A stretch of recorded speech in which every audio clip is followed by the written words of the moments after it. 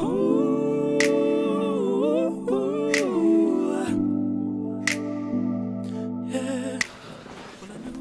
everyone, welcome back to Happy People Project.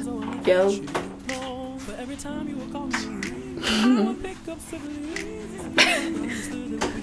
Alright, anyways, welcome back to Happy People Project. Today I'm going to be talking about something some of us know a little too well or may actually be experiencing right now. We're going to be taking a different approach while talking about toxic relationships.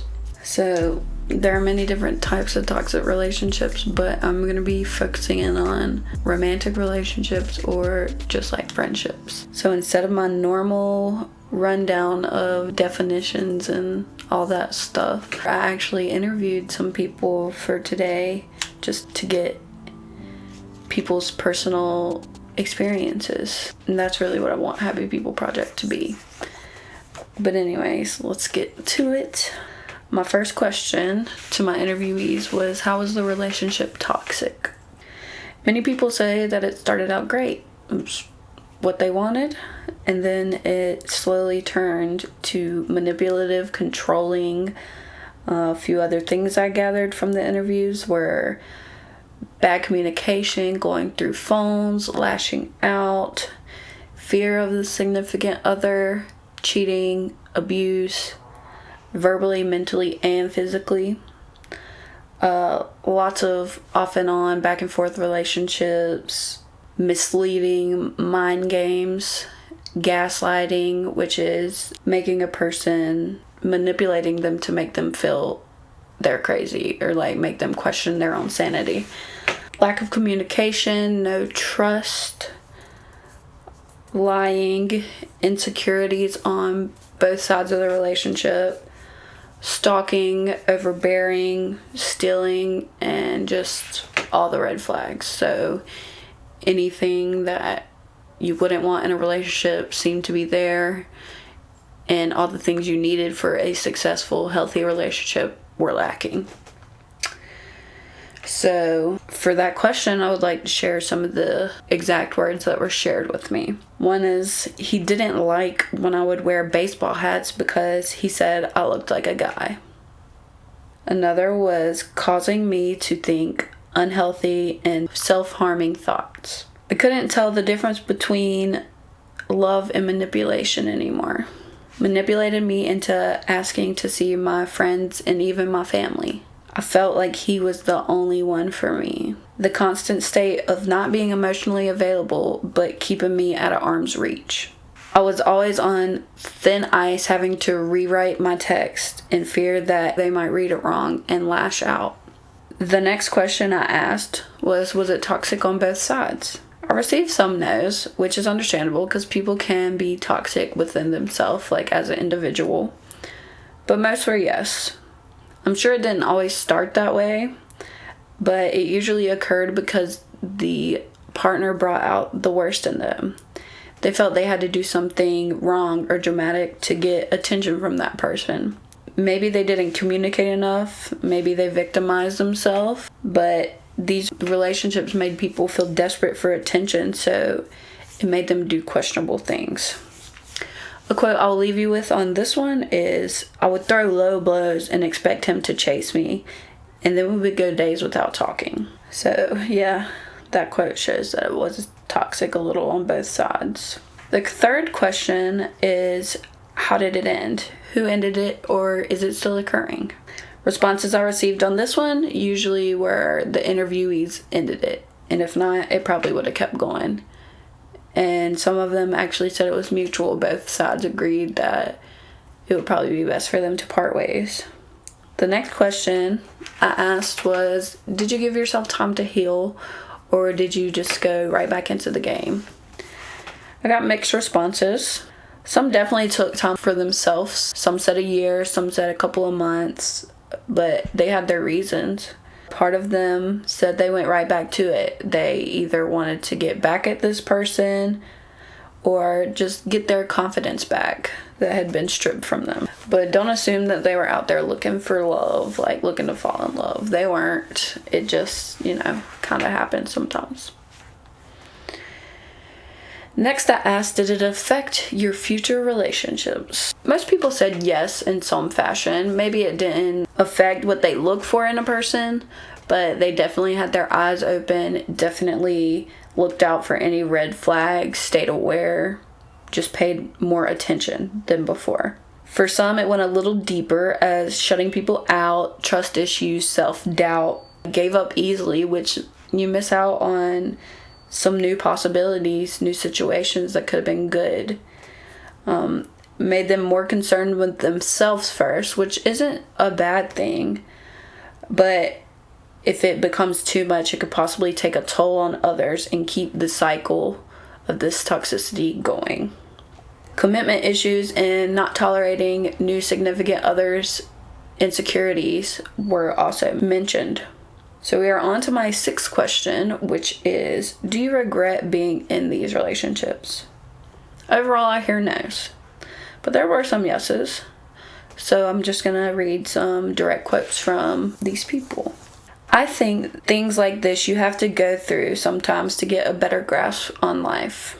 Next is life lessons learned, and if not, I would have kept making the same mistakes. Another is, I regret the effect it had on some of my other relationships with people. I regret I stayed as long as I did. It wasn't all bad. They taught me things like self-confidence and how to love myself. It made me who I am. Taught me that I should never settle for anyone because I'm afraid of not having anyone. I regret it because it made me feel tired and hopeless. All very valid points. Most of the people I spoke with had learned things from these relationships, but they also had their fair share of suffering and pain. Following that, I asked them how they healed. Did they do it by themselves? Did they have help with friends or family? Or did they maybe try therapy? I received mixed answers. Most people spent time with themselves to heal, learning themselves, learning what they need, what they want, what's important to them. Lots said family and friends helped them out. It took a little bit of time to get to that point, though. Trying new things helped, and some even went to therapy. And then we have some that are still questioning whether they need therapy or if it is the right fit for them. Most are still healing to this day, as we all are.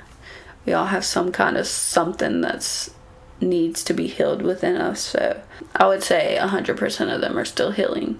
I would like to share a couple of quotes from this section, this question.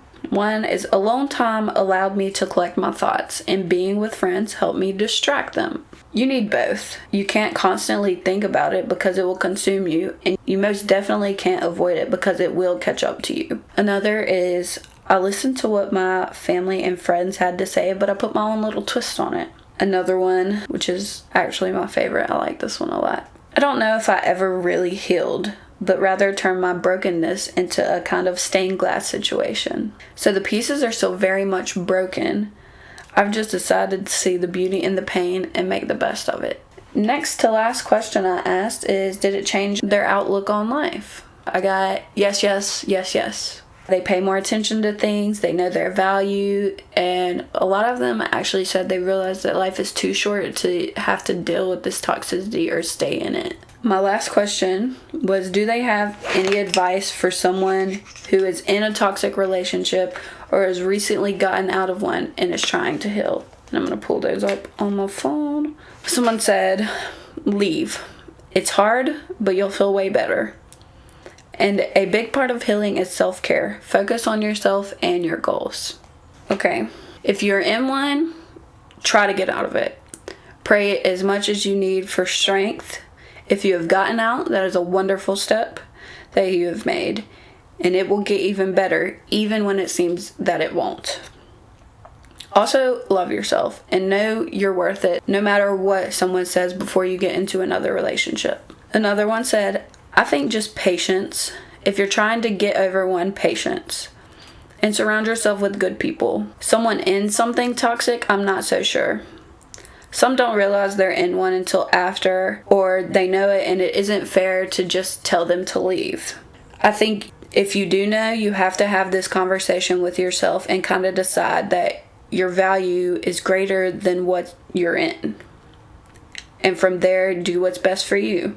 That's harder said than done, but that's what it takes. Another is focus on you, and if you see you're not happy or feeling unsatisfied, or even if you just aren't doing anything to help yourself, then you should probably leave the relationship. And lastly, if you're a good person, stop tolerating bad stuff from bad people just because you want to help. Sometimes you have to know when to quit and move on, because if not, you'll fall in the pool with the rest of us who've let all the toxicity and pain turn us into the same people that we tried to help. As for those who did fall in the pool, tread water.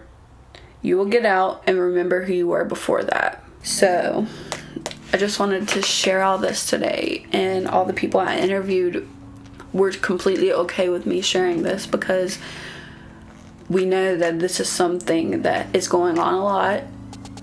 Something that people need help with, they don't understand or whatever. None of these people want you to make the same mistakes they did, and if you do, that's okay, but learn quickly how to grasp it, how to get out of it. That's all I have for you today on Happy People Projects. We're gonna call it the Toxic Detox, because we're not having that anymore. We don't need it. We're not doing it. So thank you guys. Like, comment, subscribe. It's been real. With me, yeah. I'ma say the shit and I'm meaning. I'm done with dumb and believing I can change the game.